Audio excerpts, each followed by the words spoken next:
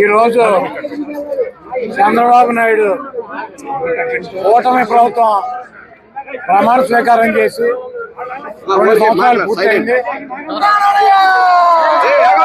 ఈ 2 సంవత్సరాల్లో చంద్రబాబు చెప్పినటువంటి సూపర్ 6 వాగ్దానాల్లో ప్రతి మహిళకి 18 సంవత్సరాలు దాటినటువంటి ప్రతి మహిళకి 1500 రూపాయలు ఇస్తానని చెప్పాడు. అంటే సంవత్సరానికి 18 సంవత్సరాలు దాటినటువంటి ఈ రాష్ట్రంలో ఉన్నటువంటి మహిళలు 60 సంవత్సరాల మహిళలకి ఒక్కొక్క మహిళకి 18,000 రూపాయలు చొప్పున 2 సంవత్సరాల నుంచి 36,000 రూపాయలు బాకీ ఉన్నాడు. అదేవిధంగా ఈ రాష్ట్రంలో ఉన్నటువంటి 30 లక్షల మంది నిరుద్యోగులకి 3,000 రూపాయలు నిరుద్యోగ గుర్తిస్తానని చెప్పాడు.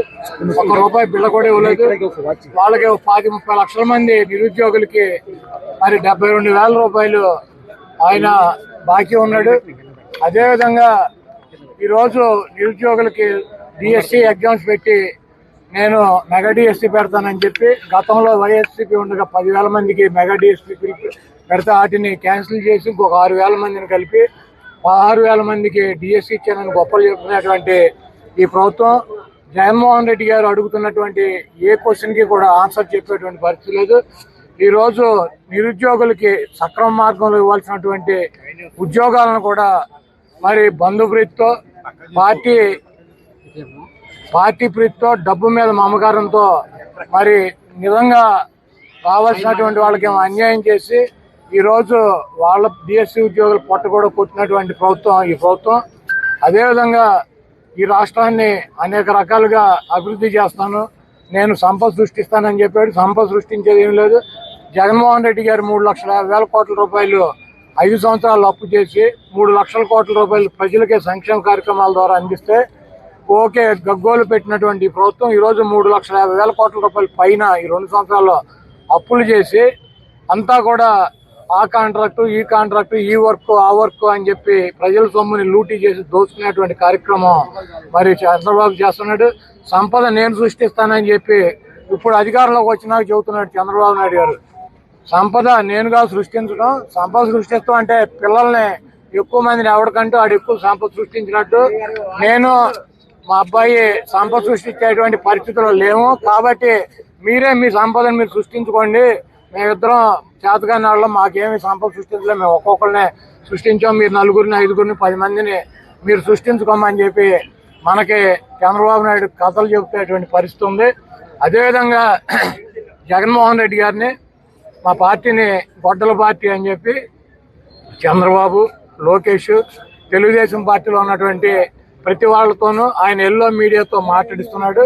అవును, జగన్మోహన్ రెడ్డి గారు ఆయన పార్టీ డెఫినెట్ గా తెలుగుదేశం పార్టీ గొడ్డల పార్టీ లాగానే కనపడుతుంది. అది గొడ్డలు మామూలు గొడ్డలు కాదు, పరశురాముడి గొడ్డలే. గతంలో మనం చూసాం చరిత్ర. గొడ్డలు ఎవరి దగ్గర ఉండేది? శివుడి దగ్గర ఉండేది. శివుడి చేతులు ఇప్పుడు కూడా ఉంటుంది. ప్రతి మనం శివుడికి పూజ చేసే వాళ్ళకి తెలుస్తుంది. శివుడి చేతిలో ఒక చేతిలో గొడ్డలు ఉంటుంది, 2 దుర్గామాత చేతిలో గొడ్డలు ఉంటుంది, 3 విఘ్నేశ్వరుడి చేతిలో గొడ్డలు ఉంటుంది. ఆ గొడ్డల్ని తపస్సు చేస్తే పరశురాముడికి ఇచ్చారు. ఆ పరశురాముడు ఆ గొడ్డలతో ఆ రోజు ఉన్నటువంటి రాజుల్ని చంద్రబాబు లాగా మదం ఎక్కి ఒళ్ళు బలిసి ప్రజలను హింసించేటువంటి రాజుల్ని తెగనరికాడు. 21 సార్లు భూమి చుట్టూ తిరిగి పరశురాముడు. ఈ రోజు 29లో చంద్రబాబు నాయుడు తుప్పు గొడ్డలు మాకు అవసరంలా. ఈ రోజు చంద్రబాబు నాయుడు గొడ్డలతో సంబంధం లేకుండా ఈ రాష్ట్ర ప్రజలు 2029లో పరశురాముడి గొడ్డలు జగన్మోహన్ రెడ్డి గారికి అందించబోతున్నారు. మీరు ఒకటి గుర్తుపెట్టుకోండి, ఆ గొడ్డలతో మీ పార్టీని, మీ అవినీతి సామ్రాజ్యాన్ని, మీ రాజకీయ జీవితాలని తెగనరికి భూమిలో పరశురాముడిలాగా పాతి పెడతాడు. డెఫినెట్ గా జగన్మోహన్ రెడ్డి గారిది గొడ్డల పార్టీ లాగా, జగన్మోహన్ రెడ్డి గారి త్రిశూలం లాగా మీకు కనపడతాడు. దాంట్లో తప్పులేదు. మీ కర్మ, మీరు చేసినటువంటి పాపాలకి, మీరు చేస్తున్నటువంటి అబద్ధాలకి, మీరు చేస్తున్నటువంటి 420 కార్యక్రమాలకి డెఫినెట్ గా జగన్మోహన్ రెడ్డి గారు మీ గొడ్డల్లా కనపడటంలో మీకు, మీ పార్టీకి, మీ అభిమానులకి, మీ మీడియాకి తప్పులేదు. అది పరశురాముడి గొడ్డలు. తప్పకుండా ఆ పరశురాముడి గొడ్డలి 2029లో ప్రజలు జగన్మోహన్ రెడ్డి గారు చేతికిస్తారు. ఆ ప్రజలు ఇచ్చినటువంటి గొడ్డలతో మీ అవినీతి సామ్రాజ్యాన్ని పోకటి వేలతో సహా పగలిస్తారు.